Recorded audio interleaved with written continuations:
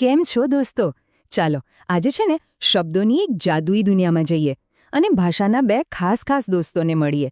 એક છે નામ અને બીજું છે ક્રિયા. એકવાર આમને ઓળખી લેશો ને પછી તો વાક્યો બનાવવા અરે એ તો સાવ રમત જેવું લાગશે. તો શું જાણવું છે શબ્દોનું રહસ્ય? તૈયાર છો બધા? ચાલો તો આપણે સાથે મળીને આ રહસ્ય પરથી પડદો હટાવીએ. જોજો હા, બહુ જ મજા આવવાની છે. તો ચાલો, આપણો પહેલો મિત્ર છે નામ. હવે સવાલ એ છે કે આ નામ એટલે શું? એમ સમજો કે આ છે ને એ આપણી ભાષાનો સૌથી પહેલો અને સૌથી જરૂરી પાયો છે. જુઓ, આપણી આસપાસ નજર કરો. જે કંઈ પણ દેખાય છે, દરેક વસ્તુ, દરેક માણસ કે પછી કોઈ પણ જગ્યા, બધાનું એક નામ તો હોય જ છે, ખરું ને? બસ, જેનું પણ નામ હોય એને જ આપણે વ્યાકરણમાં કહીએ નામ. છે ને એકદમ સહેલું. હવે અહીંયા જુઓ કેટલા સરસ ઉદાહરણ આપ્યા છે. જેમ કે કોઈ માણસ તો રામ, મમ્મી, કોઈ પ્રાણી તો કૂતરો, બિલાડી, કોઈ વસ્તુ તો પુસ્તક, બોલ, અને કોઈ જગ્યા એટલે કે સ્થળ તો શાળા, ઘર. આ બધા જ નામ કહેવાય. ચાલો એક વાક્ય લઈએ. હું શાળા જાઉં છું. હવે આ વાક્યમાં શાળા શું છે? અરે, એ તો એક જગ્યાનું નામ છે, બરાબર? તો બસ, શાળા એ થયું આપણું નામ. પકડાઈ ગયું? ચાલો, હવે એક મજાની એક્ટિવિટી કરીએ. જરા આસપાસ નજર ફેરવો અને ઘરમાં દેખાતી કોઈ પણ 5 વસ્તુઓના નામ બોલી જાઓ તો. જેમ કે પંખો, ખુરશી, ટીવી. બીજું શું છે? બોલો. વાહ, સરસ. બહુ સરસ. હવે નામ એટલે શું એ તો બરાબર સમજાઈ ગયું. તો ચાલો હવે ભાષાના બીજા દોસ્તને મળીએ. એનું નામ છે ક્રિયા.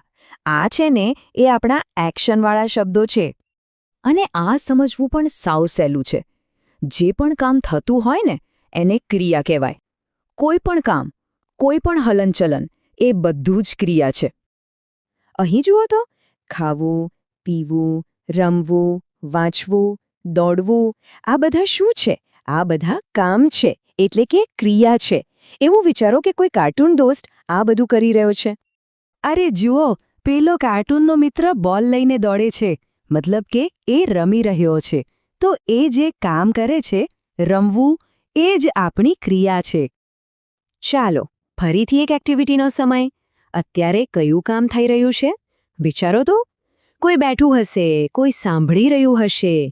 આ બેસવું અને સાંભળવું એ પણ તો ક્રિયા છે ને? વાહ ભાઈ વાહ, આપણે નામને પણ ઓળખી લીધું અને ક્રિયાને પણ. તો હવે શું કરીશું? હવે આ બંને પાક્કા દોસ્તોને ભેગા કરીશું અને કંઈક મજેદાર બનાવીશું. આપણે બનાવીશું એક આખું વાક્ય. અને આ છે વાક્ય બનાવવાનો એકદમ સિક્રેટ ફોર્મ્યુલા. નામ વત્તા ક્રિયા બરાબર વાક્ય. જ્યારે આ બંને દોસ્તો હાથ મિલાવે છે ને ત્યારે જ એક આખું સરસ મજાનું વાક્ય તૈયાર થાય છે. ચાલો આ ટેબલ પર એક નજર કરીએ. જુઓ, રામ એ નામ છે અને રમે છે એ ક્રિયા છે. બંનેને ભેગા કરો તો શું બન્યું? રામ રમે છે. બસ, એવી જ રીતે મમ્મી રસોઈ કરે છે અને બાળક દૂધ પીવે છે. જોયું કેટલું સહેલું છે વાક્ય બનાવવું? અરે વાહ, આ તો એકદમ સરસ પૂરું વાક્ય બની ગયું. શું વાત છે? આપણે નામ અને ક્રિયાને જોડીને આખા વાક્યો બનાવતા શીખી ગયા. બહુ જ સરસ. હવે હું તમને એક જાદુઈ ટ્રીક બતાવું. એક એવી ગુપ્ત રીત જેનાથી કોઈ પણ વાક્યમાંથી નામ અને ક્રિયાને ફટ દઈને શોધી શકાય. આ ટ્રીક છે ને સાવ સહેલી છે. ખાલી 2 સવાલ પૂછવાના. પહેલો સવાલ, કોણ અથવા શું? આનો જે જવાબ મળે ને એ આપણું નામ. અને બીજો સવાલ, શું કરે છે? આનો જે જવાબ મળે એ આપણી ક્રિયા. બસ આટલું જ કરવાનું છે. ચાલો હવે આપણી ટ્રીકને કામે લગાડીએ. વાક્ય છે રામ દોડે છે. ચાલો પહેલો સવાલ પૂછીએ. કોણ દોડે છે? જવાબ મળ્યો રામ. તો રામ થયું આપણું નામ. હવે બીજો સવાલ, રામ શું કરે છે? જવાબ મળ્યો દોડે છે. તો દોડે છે એ થઈ આપણી ક્રિયા. જોયું? કામ કરી ગઈ ને આપણી જાદુઈ ટ્રીક.